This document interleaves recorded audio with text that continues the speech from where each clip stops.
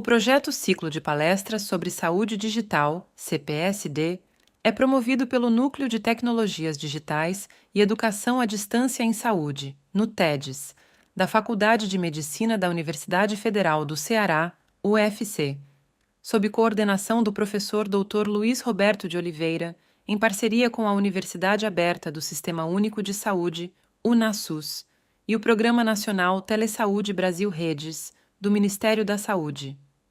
Objetivos do projeto CPSD: qualificar os trabalhadores da rede de atenção à saúde, promover a cultura de práticas e ensinagem em saúde digital, prover a governança e a sustentabilidade do Sistema Único de Saúde por meio das tecnologias digitais da informação e comunicação.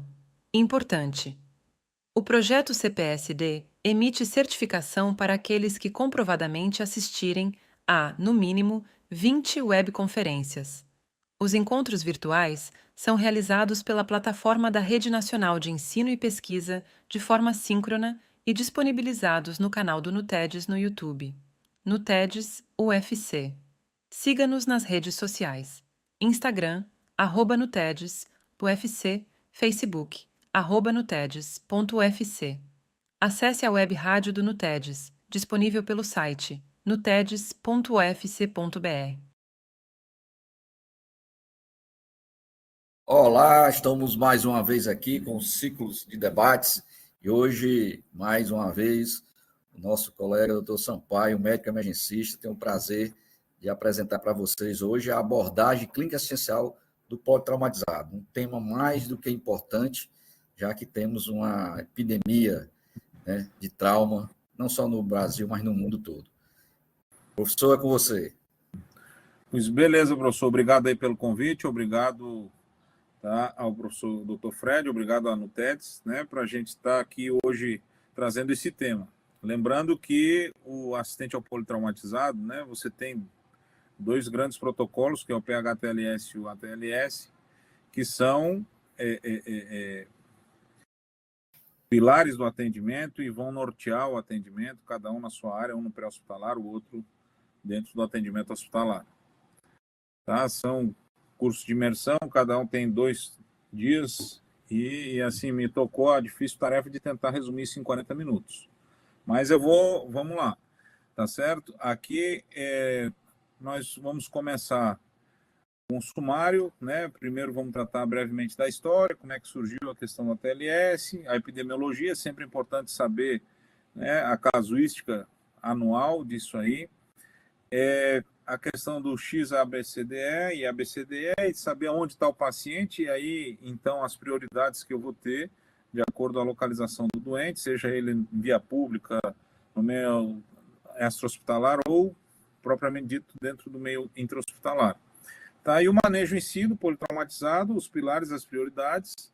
Tá? A gente vai trazer as atualizações do ATLS 2010, perdão, 10ª edição, e tem algumas mudanças com relação à 9ª edição e as considerações finais, tá certo?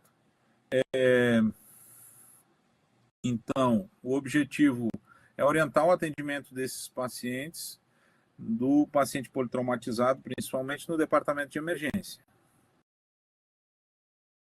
A breve história teve início na década de 70, tá certo? No estado de Nebraska, nos Estados Unidos, com a queda de um avião que levava a família de um ortopedista, tá? O Dr. James Steiner, tá? Onde acabou culminando na morte da esposa devido às lesões de trauma, e foi no meio do milharal onde ele recebeu um atendimento, tá? Atendimento médico nessa época um pouco precário, porque não havia nenhuma estrutura de atendimento, nem prioridades de atendimento durante o paciente politraumatizado. E ele teve por ideia de futuramente trazer e organizar esse atendimento, e aí a gente tem o que hoje é o ATLS, que pertence ao Colégio de Cirurgiões e é aceito mundialmente. Lembrar a epidemiologia um pouco da questão do trauma, tá? A gente tem cerca de 5,8 milhões de mortes ao ano, tá? 32% mais do que a soma de malária, AIDS e tuberculose, tá?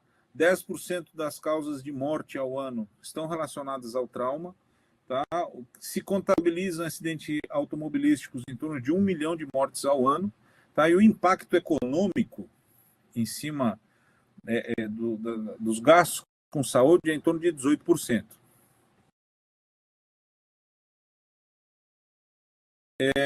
Trouxe aqui a curva bimodal e a trimodal. É importante fazer essa comparação para a gente avaliar, inclusive, o antes e depois da existência do ATLS e a evolução do atendimento.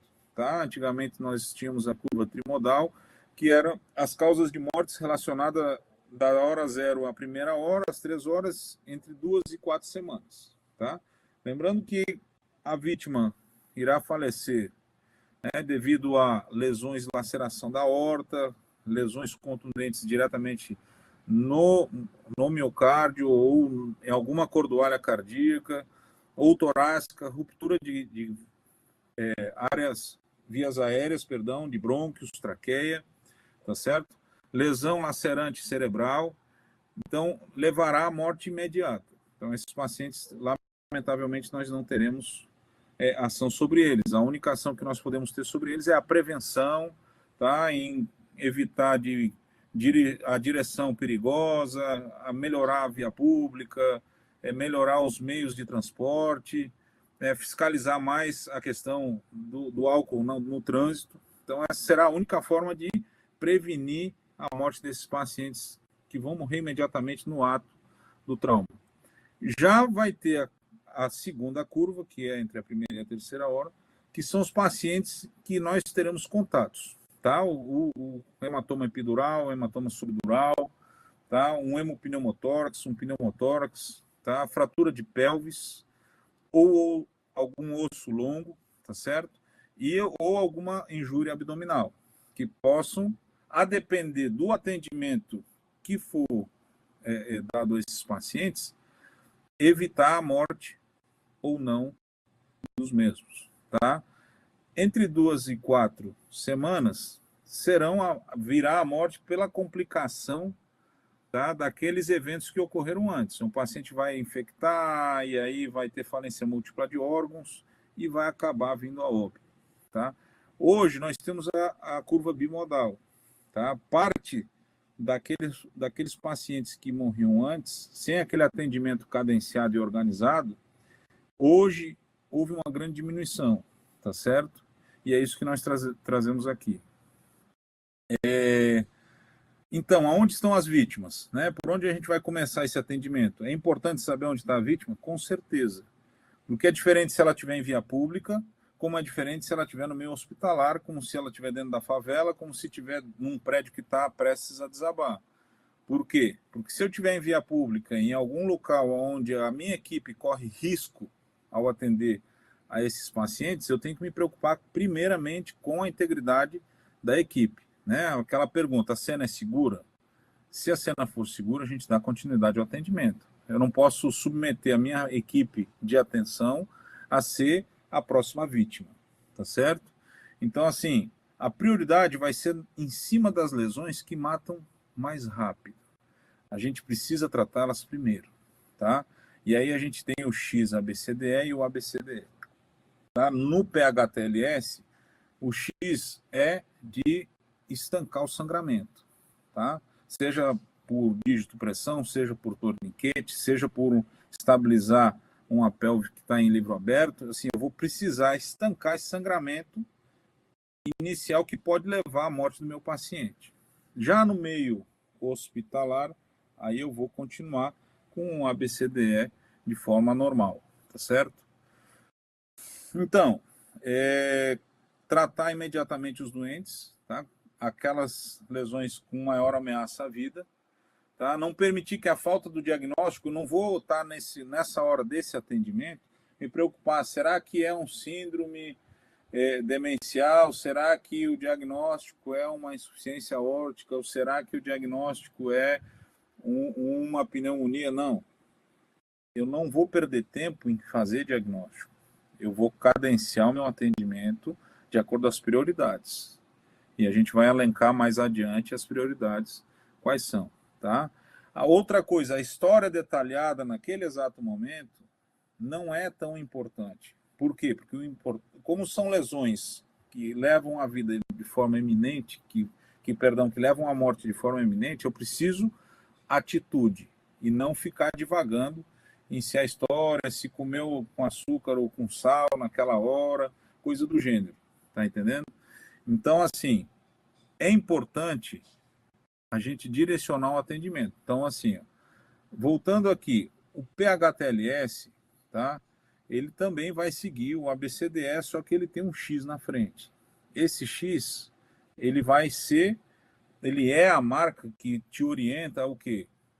Conter o sangramento que vai levar à morte. Não adianta eu ir para o A, via aérea do paciente, se ele tiver uma ruptura da femoral ou de uma artéria poplítea, porque esse paciente vai sangrar até morrer. E aí de nada adiantou eu ir para a via aérea antes. Então, por isso que o PHTLS ele é tácito nesse quesito, né? Em elencar prioridades. Tá? Lesões vasculares ameaçadoras à vida, elas precisam ser vistas imediatamente e contidas, tá? Para que eu possa dar seguimento ao atendimento desses pacientes. Então, uma vez eu já no meio hospitalar, tá? Eu vou dar a continuidade no atendimento, tá? Então, assim, A de airway e estabilidade da coluna cervical. Por quê?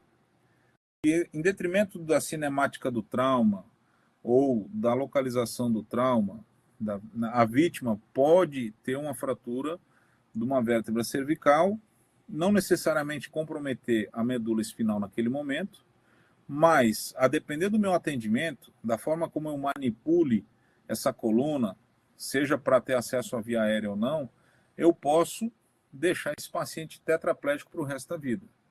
Então, por isso que o A, eu vou ter a prioridade da via aérea, se ela é pérvia, se tem proteção, se tem obstrução, se tem estridor, se eu vou definir essa via aérea, seja por um tubo, ou seja por uma crico, tá certo? Ou simplesmente aspirando secreção e desobstruindo. Então, assim, mas a manipulação dessa via aérea, ela tem que ter na sua condução, em conta que a coluna cervical não pode ser manipulada de forma brusca ou rápida, sempre quando eu tenho a suspeita que o paciente tem um trauma cervical, tá certo? Então aí a gente tem aqui uma figurinha exemplificando o chin lift e o jaw thrust, que são as formas que eu tenho de abrir a via aérea sem necessariamente lesão, tá certo? Aqui eu vou elevar a mandíbula e no outro eu vou acender a mandíbula, tá certo? Então, assim, aqui tem a exemplificação da crico, tá certo? Em casos onde eu não consegui ter acesso por via orofaringe, tá certo? Em B, segundo lugar, vem briefing de ventilação. Como é que é o padrão respiratório desse paciente? É agônico? É gasping? Como é que é o padrão? É bradidispneia? Ele tem um ataque de dispneia? Ele já está hipoxêmico? Ele tem alguma arritmia respiratória? Ele tem um pneumotórax? Ele tem um tórax instável? Ele tem um hemotórax? Tudo isso a gente tem que priorizar e resolver nesse momento.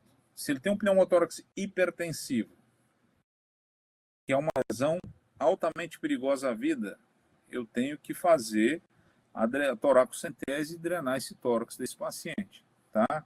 Antigamente se fazia, né, nas edições até a 9ª edição, a gente fazia na linha hemiclavicular, tá, no segundo espaço, uma punção de alívio, tá? Hoje, em adultos, essa punção passou ao 5º espaço, tá? Na linha axilar anterior, tá certo? E aí, por onde eu entro com o meu gelco para fazer o alívio, eu já vou fazer a drenagem desse tórax, tá certo? Nas crianças, no atendimento pediátrico, ainda continua tendo em conta o segundo espaço, a linha hemiclavicular, tá certo? Então, assim, sempre pensando em lesões que são ameaçadoras à vida, resolvê-las primeiro. E eu não posso pular etapas. Eu não posso ir atrás do B se eu não resolvi o A antes, tá certo? O C, na questão da circulação, tá? Eu vou parar o sangramento também. Eu vou avaliar aqui palidez cutânea, tempo de enchimento capilar, débito urinário. Será que ele tem uma pelve livro aberto? Ele tem uma fratura de fêmur que eu preciso reduzir para poder estabilizar algum sangramento, algum torniquete que eu vou fazer. Eu vou avaliar o débito urinário desse paciente, eu vou avaliar o estado neurológico dele, o nível de consciência também corroborado, avaliando os sinais de baixo débito, tá certo? Em seguida vem o D, disability, tá? O grande carro-chefe do disability aqui é a escala de Glasgow, que foi pensada justamente para o trauma. Hoje em dia a gente usa ela para pacientes em UTI ou até em emergência com outros problemas de saúde, mas ela foi pensada para o trauma, tá certo? E aí a gente vai ver a melhor resposta motora, a melhor resposta verbal ou a melhor resposta à abertura ocular. Se ela é espontânea, se ela precisa de estímulo ou se não tem nenhuma, tá certo? Então, lembrando que a escala de Coma de Glasgow, a gente mínima nota 3, máxima nota 15, tá certo? Não existe escala de Coma de Glasgow de 0, nem de 1, nem de 2. Mínima 3, máxima 15. Tá certo? Lembrando que TCE, onde eu tenha trauma crânioencefálico, onde eu tenho uma escala de Coma de Glasgow entre 15 e 13, é leve. Entre 12 e 9 é moderado, abaixo de 8 é considerada grave. Tá certo? Isso aí vai nos designar futuramente, futuras avaliações, tá? Seja se eu vou submeter esse paciente a uma tomografia ou não, em detrimento da escala de coma, eu vou ter em conta. Tá? Aquelas de moderada a grave são pacientes que têm que ser avaliados com tomografia futuramente, após estarem totalmente estáveis e com todas as lesões ameaçadoras à vida resolvidas. Então, assim, lembrando que nenhum paciente pode ser mandado à tomografia se não estiver totalmente estável. Tá certo? E também o E, que é de exposition, tá? Eu vou expor o quê? O ideal é 4 pessoas para poder fazer o rolamento desse paciente, tendo em conta sempre o controle da coluna cervical, para que não haja mobilidade e lesão. A questão do rolamento para ver a parte posterior, ver se tem alguma entrada ou saída pérfuro cortante, ou de projetil de arma de fogo, ou alguma saída de sangue que a gente não esteja observando no primeiro momento, numa primeira avaliação. Lembrar que esse paciente tem que estar aquecido, a gente tem que se preocupar com a temperatura desse paciente, tá certo? E lembrar da tríade da morte, que é muito importante, tá? Se eu submeter esse paciente à hipotermia, ele já tem uma acidose metabólica em função da perda de sangue, em função da questão de liberação de outros mediadores e uma coagulopatia associada à perda sanguínea, esse paciente está fadado, tá, à gravidade e ao óbito.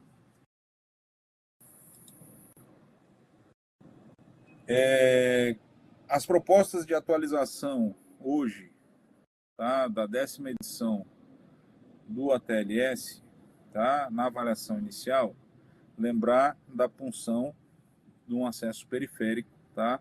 Eu vou ter a prioridade é o acesso periférico, não nesse momento é o acesso central. A gente também pode fazer uso do acesso intraósseo, tá certo? Lamentavelmente aqui no Brasil, em função do custo, da disponibilidade, a gente não tem esse material intraósseo em todas as ambulâncias, tá certo?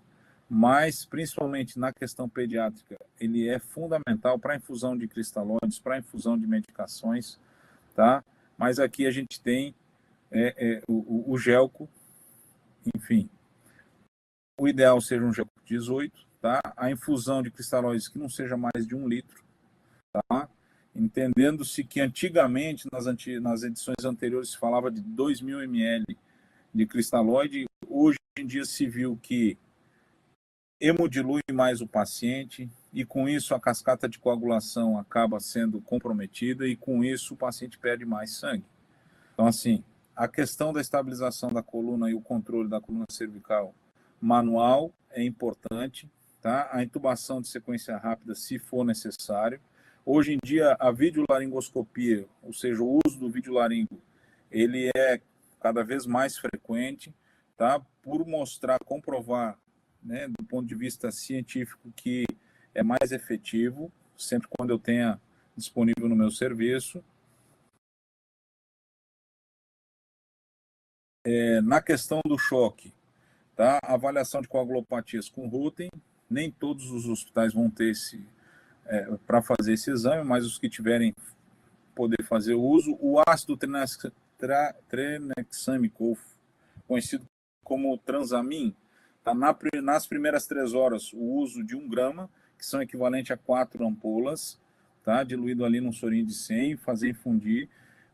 Ele de acordo ao estudo CRASH, diminui a mortalidade, tá certo? E fazer depois a dose de manutenção, tá? A prioridade é iniciar nas primeiras 3 horas, viu?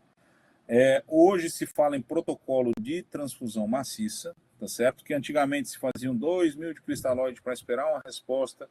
Hoje em dia não, você faz só 1.000 e aí você lança a mão do protocolo de transfusão maciça. Se eu tiver um FAST positivo, uma sistólica abaixo de 90, com uma frequência cardíaca acima de 110, eu tenho critério para entrar com um protocolo de transfusão maciça. Lembrando que se eu tiver a infusão de 10 unidades em até 24 horas ou de 4 unidades em 1 hora, é considerado transfusão maciça, tá certo? No caso, na questão do trauma torácico, o uso hoje do ultrassom, também no pré-hospitalar, à medida que esteja difundido os aparelhos portáteis, tá? Para melhor exploração no EFEST e com mais precisão e de forma inofensiva para o paciente, a gente diagnosticar os pneumotórax ou hemotórax e com isso poder fazer a drenagem, a toracocentese, lembrando do quinto espaço intercostal, buscar o dreno de menor calibre naquele momento, tá certo? Simplesmente para tirar da emergência e poder transportar o paciente de forma estável. Lembrando que tórax instável é uma lesão potencialmente ameaçadora à vida, certo? Na questão do trauma abdominal e pélvico, tá? Antigamente se fazia um toque retal para ver a questão de palpar se a próstata está íntegra ou não, aventar a possibilidade de lesão ureteral. Hoje em dia se viu que não é tão confiável como se pensava antes, tá certo? Na questão do trauma crânioencefálico, a escala de coma de Glasgow, antigamente era avaliação à reatividade à dor, hoje se fala mais em pressão, tá? Com isso diminuindo a questão de possíveis, né, lesões ao paciente, tá? A questão do uso do colar e na mobilização com o uso do colar cervical, tá? A gente vai ter a utilização dos scores de lesão vertebral e medular no Canadian ou Nexus, tá? E para lesão vértebro-medular, o uso da escala de Ásia. No trauma músculo-esquelético, tá? Dependendo, né, principalmente nas fraturas expostas, a questão do uso do antibiótico de forma precoce, tá? Prevenindo com isso a osteomielite, tá certo? Nas gestantes, né, se faria uma mensuração aí de pH vaginal para ver se houver um aumento do pH, né, que é ácido, pH vaginal, se houver um aumento acima de 4,5, pode ser indicativo de presença de líquido amniótico e com isso ruptura de bolsa, e aí você tem a questão de avaliar a viabilidade de feto ou não, em função disso vai nortear o teu atendimento.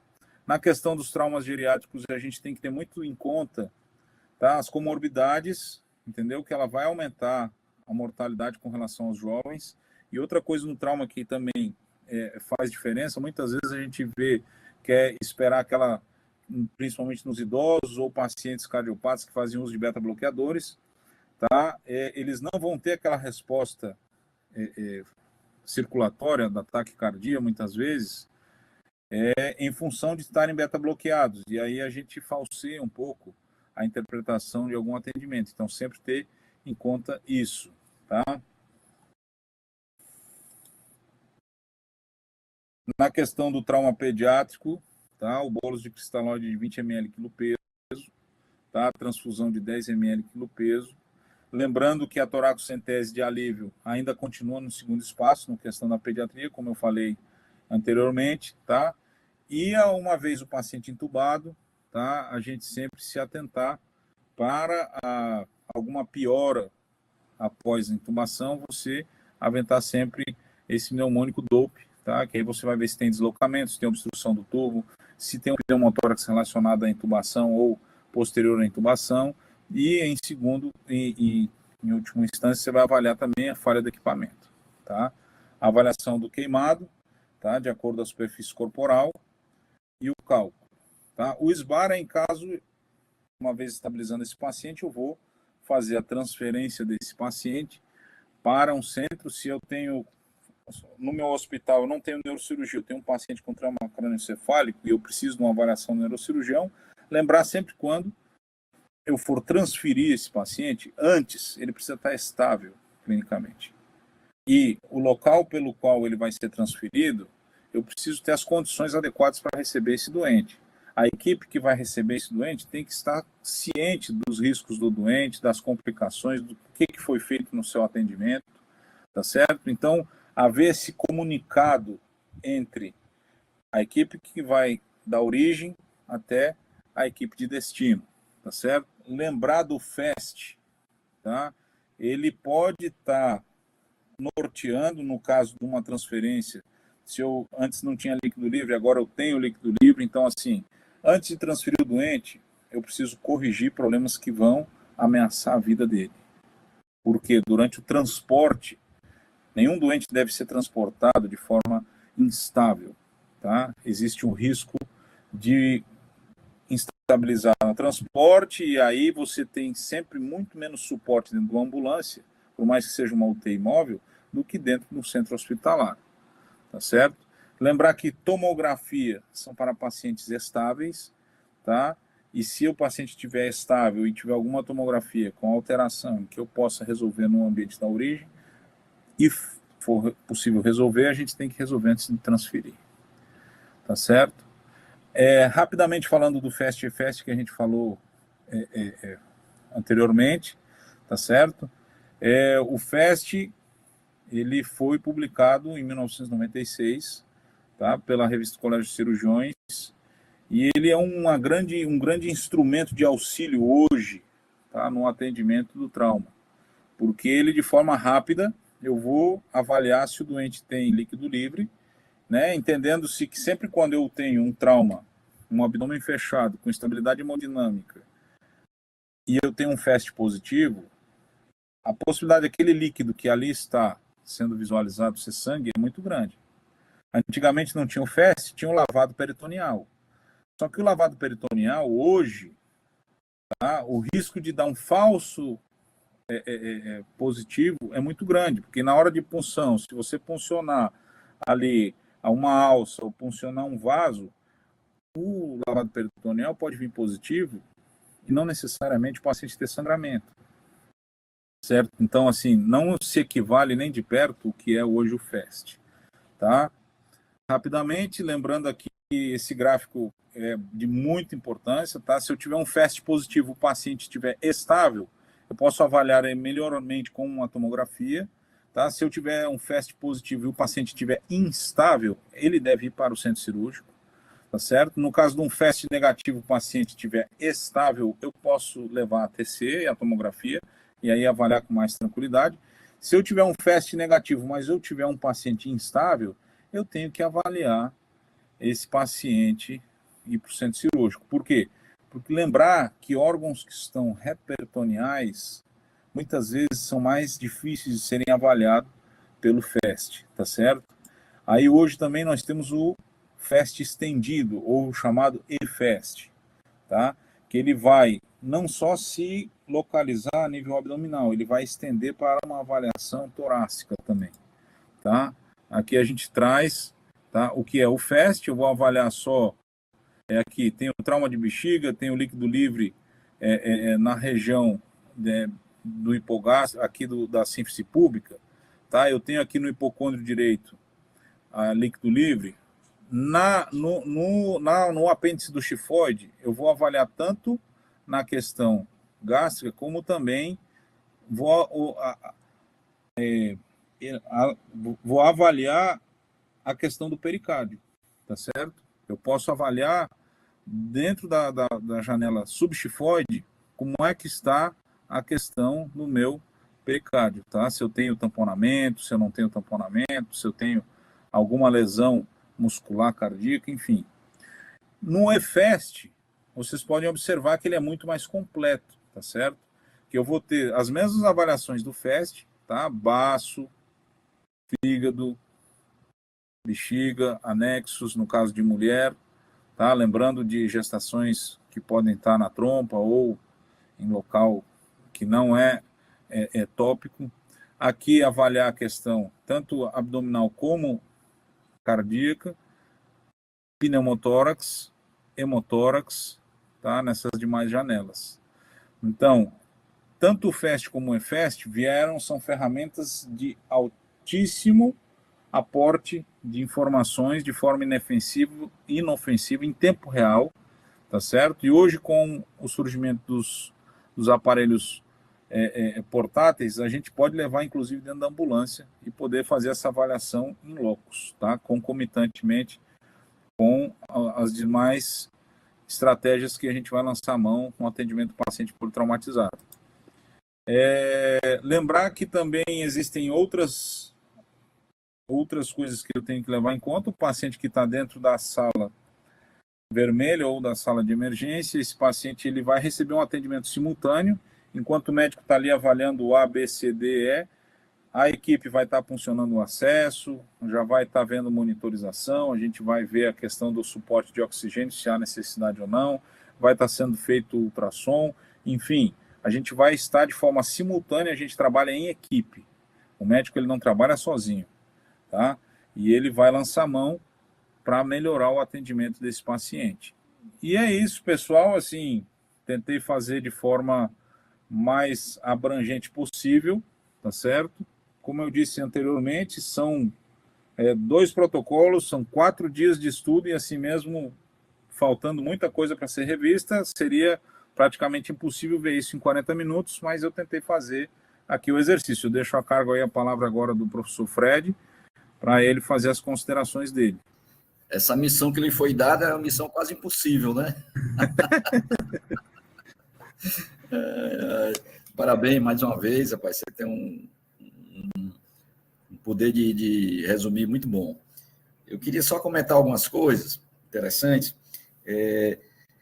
Primeiro, uma palavra que a gente fala pouco, né? Ou executa pouco, quando a gente fala de trauma e até de doenças em gerais, que é a prevenção, né? Deixar bem claro que o melhor de tudo é que a gente não precisasse, em nenhum momento, atuar, né, nessas condições, né? Porque a grande maioria dessas lesões que vão aparecer, né, devido ao trauma, são preveníveis, né? A gente não chama mais nem de acidente, a gente chama, não é acidente. Você pega um motoqueiro que sobe numa moto embriagado, sem capacete, né? A gente diz que é uma tentativa de suicídio, isso não é um acidente, né? E aí, muita coisa a gente poderia fazer se nós melhorar o sistema, se a gente pudesse realmente ter políticas mais importantes, mais fortes, relacionadas à prevenção, né?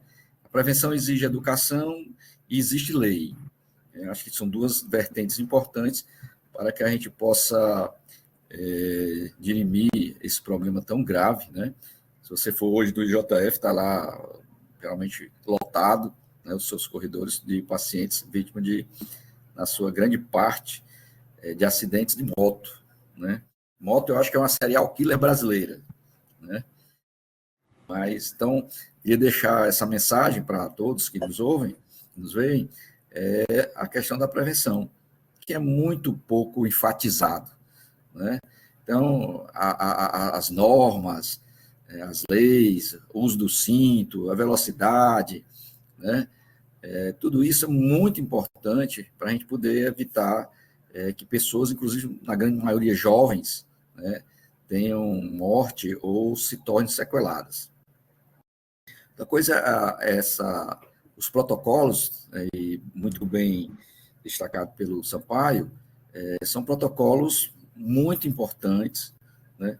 É uma simplificação do atendimento, né, para que qualquer um, em qualquer lugar, possa atender de forma organizada, com prioridades, né, e tendo um melhor desfecho. É importante frisar também que esse primeiro atendimento, né, quando ele chegar aí ou no interior, em qualquer hospital maior, é muito importante esse primeiro atendimento, porque sabe-se que esse primeiro atendimento, sendo feito de forma correta e seguindo as suas normativas e prioridades, o desfecho para esse paciente será muito melhor, né? Então, esse momento aí é um momento crucial, onde você vai verificar todas essas lesões, tentar intervir o mais rápido possível e o tempo seguinte passar para os especialistas, né, para o plástico, para o vascular, para outros especialistas que vão dar continuidade a esse tratamento. Mas o primeiro atendimento ali, que provavelmente deve ser feito pelo emergencista, onde você vai ver aquelas prioridades todas e intervir no que está com defeito, é fundamental. Então, onde você quer que esteja, você tem que estar preparado para fazer esse primeiro atendimento de forma assim mais correta, mais segura possível. Assim você vai dar grande chance aos pacientes de uma sobrevivência muito maior, né, o Sampaio? Com certeza, professor. O principal, assim, foi o que norteou o ortopedista lá que se acidentou. Ele se deu conta da forma, assim, em que ele foi tratado, que foi a mulher acabou morrendo, talvez tivesse recebido um atendimento melhor, talvez pudesse ter se salvado. Então, assim, em função disso, e cada ano que passa se aprimora, né? Porque antigamente fazia 2.000 de cristalóide no paciente, aí viu que aumentava as coagulopatias, a hipotermia, porque às vezes aquele cuidado de fazer aquele soro aquecido, aquela coisa e tal, o pessoal não tinha esse cuidado, e nem todos os hospitais da periferia aí do mundo têm um local para aquecer direitinho o seu soro, enfim. São coisas que parecem muito... Não, é preciosismo. Não é preciosismo. Se não for de forma correta, o paciente vai evoluir com desfecho ruim. Exato. Os detalhes. O politraumatizado, ele é um desafio para os médicos, né? Porque você vê aí a gama de lesões e de alterações que podem acometer um paciente. E o nosso grande desafio é não deixar passar, principalmente nesse primeiro atendimento. O politraumatizado é muito dinâmico. Você vai encontrar pacientes que pegam no pré-hospitalar que ele vem sem ter uma análise no momento que tinha um pneumotórax. E quando ele chega, viaja 50 quilômetros, 100 quilômetros para chegar no hospital maior, logicamente que a nossa maior referência é o JF Fortaleza, ele pode ter um pneumotórax, né? Um sangramento pequeno que era lá no momento do acidente, chega um sangramento muito maior quando chega no hospital. Então, é variável, né? E, às vezes, lesões passam por os melhores especialistas e ainda passam, né? Depois, você vai descobrir que tinha uma lesão ali e acolá, né? Então, é muito importante que todos tenham um treinamento adequado, né? Conhecimento teórico, habilidades práticas para fazer essas intervenções e, aí sim, poder dar um tratamento, uma abordagem muito qualificada para esses pacientes que são realmente pacientes complexos. É tanto que nós precisamos ter vários especialistas, né? Nós temos aí no JF, são 32 especialistas de plantão, né? Desde o neuro, ao plástico, ao cirurgião torácico, cirurgião vascular, o otorrino, o oftalmo, né? São a gama de profissionais que esse paciente, na grande parte das vezes, exige para você ter acesso. Mas, frisando de novo, esse primeiro atendimento na chegada é crucial. Reanimação desse paciente. O paciente vai chegar chocado, entrando em insuficiência respiratória, né? Você fazer essa reposição, você tratar as vias aéreas, você repor oxigênio, repor líquidos, repor sangue se for preciso, fazer alguma intervenção ali rápida que é necessário, tamponar um sangramento, alguma coisa. Então, até a escolha de drogas para intubação, Sim. Tudo isso aí tem que ser, que é outro tema também, né? A questão da intubação desses pacientes é um outro tema também bem amplo a ser discutido. Porque esses pacientes vão ter rabdomiólise a longo prazo, e aí a gente tem que pensar no bloqueador, qual que vai usar, qual vai ser o mais adequado para ele e tudo. Então, assim, é uma coisa assim, fica à disposição de futuras discussões sobre isso aí, porque eu acho que é um tema muito importante, a prevenção, como o senhor mesmo disse, e a gente trabalhar na reeducação constante, porque da edição 9 já está na 10 e mudou muita coisa. E Exato. Futuramente, numa edição 11, vai ter outras coisas que vão aparecer novas, e a gente tem que estar atrás aí dessas evoluções aí, para melhorar o atendimento dos nossos pacientes. E vai vir coisas novas aí. Já tá quase para sair a nova edição, né? Provavelmente vem novidades aí para a gente. Bom, doutor Sampaio, você quer fazer suas considerações finais aí? Não, mais uma vez aí agradecer ao professor Fred, né, o nosso grande staff aí da residência, aí, a emergência agradece muito sempre a sua pessoa e o ímpeto de divulgar nossa especialidade, e agradecer também ao NUTEDS pelo espaço, né, e a gente poder falar de emergência, que é sempre muito importante. Bom, pessoal, então, nos encontramos no próximo evento. O doutor Sampaio retornará aqui com suas brilhantes apresentações. Tá? Até mais, até lá. Até mais, obrigado.